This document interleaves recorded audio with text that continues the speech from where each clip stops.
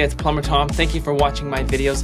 I wanted to let you know really quickly about some awesome resources that I have for you as you're trying to learn. I have free practice tests that you can take if you're preparing for a state test. I have preparation courses that you can take that will guide you through that process if you're getting ready for a test. I have other courses that can help you in learning the plumbing trade. So make sure to check out those resources. You can find a link in the comments below. When you participate in those courses, you're helping me to be able to create more content. So I really appreciate your support. Thanks for watching.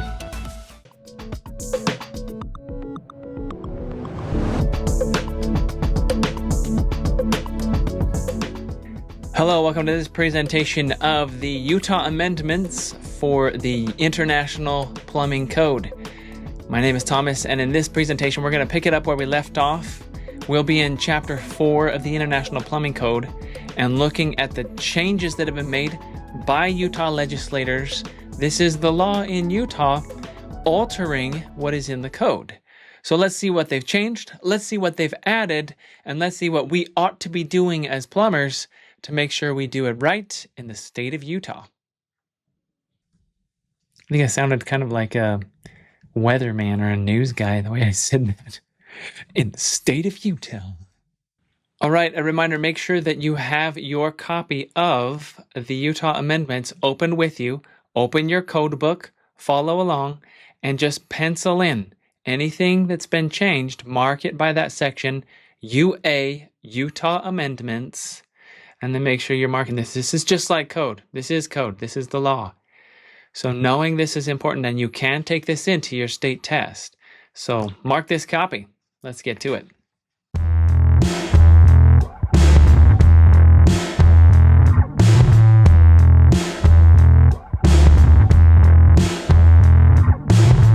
Join me in section 403.1. The International Plumbing Code has a whole bunch of tables in there.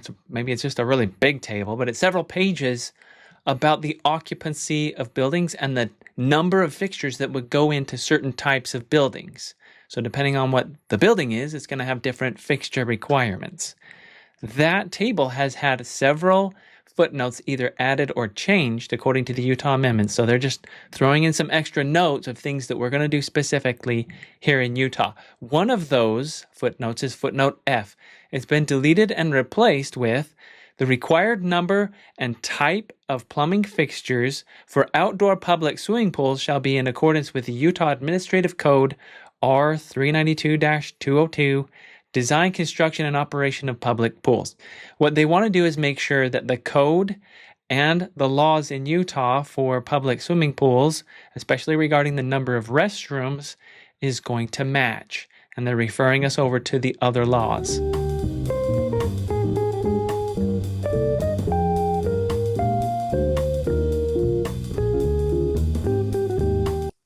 Check out this law. This one's special. This one's great. They've added footnote G. It says, in public toilet facilities, there shall be an equal number of diaper changing facilities in male toilet rooms and female toilet rooms. Diaper changing facility standards are also listed in there. Check it out, guys. You have just as much opportunity to change a dirty diaper for your kids as the women do. Yeah. Well, hey, come on, you're a plumber. Like, what, are you afraid of getting your hands dirty? Footnote H just gives some information about non-residential childcare facilities and how they shall comply with additional sink requirements. There's specific requirements for little kid sinks in daycare facilities. All right, here's another one. 405.3.4 and 405.3.5. These sections both give some information in the code book about all gender type restroom facilities, where there's this movement to just be like, well, who cares? What does it matter with your gender? Just have a restroom for everyone, right? Well, here in Utah, we're a little concerned about people abusing that. And to keep people and creepos from doing things they ought not, they've added this sentence to both sections. For facilities designed for use by all genders in the same room, partitions of stalls shall extend from the floor to the ceiling. No looking over, no looking under. These are entirely enclosed partitions for each fixture. So, hey, well, at least we've got that, right? I like that law. 406.3. 406 is about automatic clothes washers. Some people like to have a pan under there. Utah Amendments adds this section, automatic clothes washer safe pans. It says safe pans, when installed under automatic clothes washers, shall be installed in accordance with section 504.7. What is 504.7? Flip over there in your code book and guess what you'll find? It's all about water heater pans. All the requirements for a water heater pan apply exactly and directly to these automatic clothes washer safe pans. Moving on, we have a requirement in 413.5 that has been added, and it states that all public toilet rooms shall be equipped with at least one floor drain. Fair enough. 413.6. This section is an added one, prohibition of motor vehicle waste disposal wells. We saw this over in definitions. It says new and existing motor vehicle waste disposal wells are prohibited. A motor vehicle waste disposal well associated with a single-family residence is not subject to this prohibition. 423.3 in the code gives specific information about foot baths and pedicure baths, limiting the temperature of the water to 120. However, in Utah, we don't care if you burn your feet, so that's been deleted. Well, I don't know. Maybe that's not the reason they deleted it. Maybe they just felt like it's really not that common. Not something that we need to sit here and make rules about. I don't know, but it's been deleted. Join me now in Chapter 5. We're talking about water heaters, and there are some changes in here. 502.4, this section's been deleted and replaced with this. It says, as a minimum requirement, water heaters shall be anchored and strapped to resist horizontal displacement caused by earthquake motion. When an earthquake happens, those water heaters are going to tend to sway and try and shift horizontally. We just want to hold them in place. It says then, strapping shall be at points within the upper 1/3 and lower 1/3 of the appliance's vertical dimensions. So just strap that baby twice, one on the top third, one on the bottom third. That's what we've got. In 504.6, we get requirements for the discharge pipe off of the T&P valve on a water heater. In addition to the 14 different specifics that are given in that section, they've added one, number 15. It says, it shall be in accordance with the manufacturer's installation instructions not to exceed 180 degrees in directional change. So just one more option for installing one of those discharge pipes. 504.7.2. This one is unique. This one could be very useful to you, so pay attention to this. This crosses over into our drainage installations. So this is dealing with the drain pans, and check this out. This has been added. It says, when permitted by code official, that means you're going to have to get this approved by the inspector. The pan may be directly connected to a soil stack, waste stack, or branch drain. That means you can actually pipe this pan directly into your drainage. The pan drain shall be individually trapped and vented as required in 907.1. So we're going to treat it like a fixture, put a trap under the floor, and make sure it's vented. The pan drain shall not be directly or indirectly connected to any vent. So we don't just pipe that over and drop it into a vent. It's got to be a drain that we've created for that purpose. Then it also says a trap shall be provided with a primer, a barrier type drain trap seal protection device meeting those certain standards, or a deep seal P-trap. Here's the thing. We know that it's probably not going to see water very often. It shouldn't. It's an emergency pan, right? Only if there's a problem with the water heater, we should be seeing water there. So we got to make sure that we're not getting sewer gases. Put in a trap primer or one of the trap guards. You could do a deep seal trap.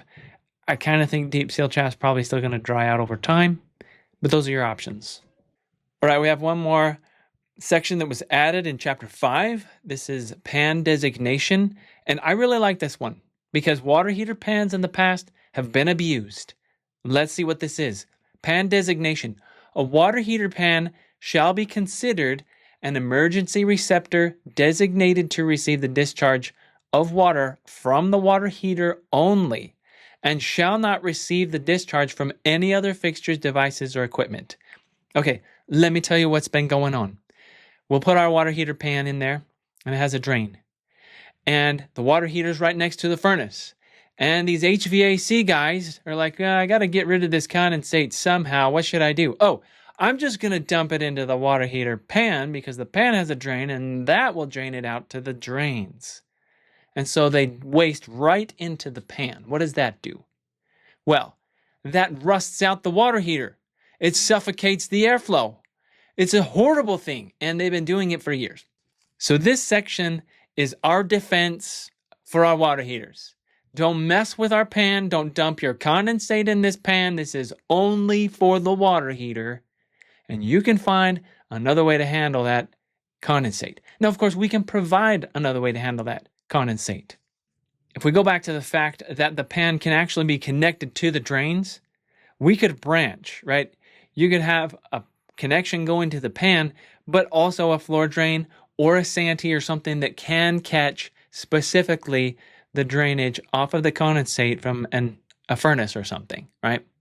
So we have options, but HVAC guys should never be dumping into our water heater pans. I'm all getting defensive, like, this is my pan, I'm a plumber, and this is my pan, stay off on my pan. Go to Chapter 6. Chapter 6, we have 602.3, individual water supply. What this section is doing is it's connecting our code with the Utah laws for private well systems. It says for individual water supply where the potable public water supply is not available, individual sources of potable water supply shall be utilized. And that's a well. But those well systems have to meet these Utah code requirements and the Division of Water Rights. Then it says, in addition, the quality of water shall be approved by the local department having jurisdiction. The source shall supply sufficient quantity of water to comply with the requirements of this chapter. So we're just talking about wells, connecting it to Utah law. Because of that, all of these sections in the code have been deleted. And what I do is I just go put a little score line right through each of those section headings, not to where I can't read them, but to where I know not to ever look for information in those sections because Utah has thrown them out. And that's okay. We have other laws for that. Check this one out, Table 604.4, maximum flow and water consumption. Utah's made little modifications here. You'll probably want to write this right into your book, just right next to it like I have here. What this is your maximum amount of water that should be delivered from particular fixtures. Consider the lavatory, for example. Lavatory private normally says 2.2 gallon per minute at 60 psi. Utah amendments reduces that to 1.5 gallons per minute. Check out the shower head. Code says 2.5 gallons per minute at 80 psi. Utah reduces that to 2.0 gallons per minute. The urinal. The urinal in code says 1.0 gallon per flush on its cycle. Utah is requiring 0.5 gallons per flush. Now, this is a water conservation effort. We do have to work on conserving water because we're in the desert. That's what Utah is. So that's why we have these requirements, right? I will just say on the urinal requirement, I'm not a big fan of 0.5 gallon per flush for one reason. That is because it does not thoroughly wash the wall of the fixture, and you end up having like really nasty fixtures because they're just not getting cleaned.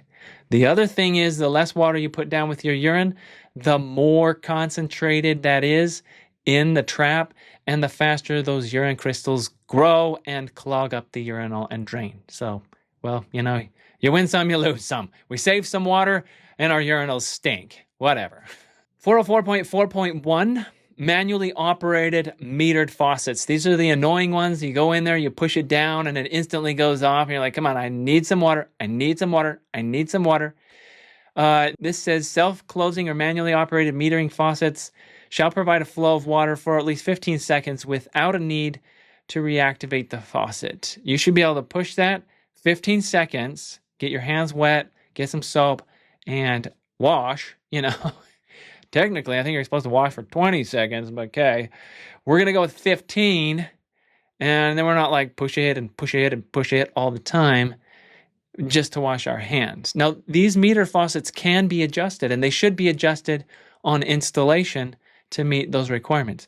I will also mention that this is specific to food service establishments, like you're in a restaurant. But I don't know. We should probably be adjusting these everywhere, anywhere they're installed, right? So that they actually can wash people's hands.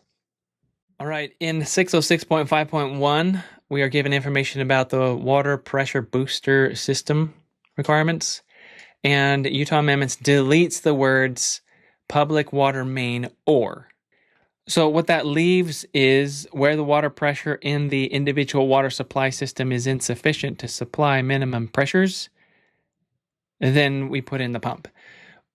Let me rephrase that. Pumps are basically only for individual systems like wells. We should not be putting these on public systems and sucking water from the system.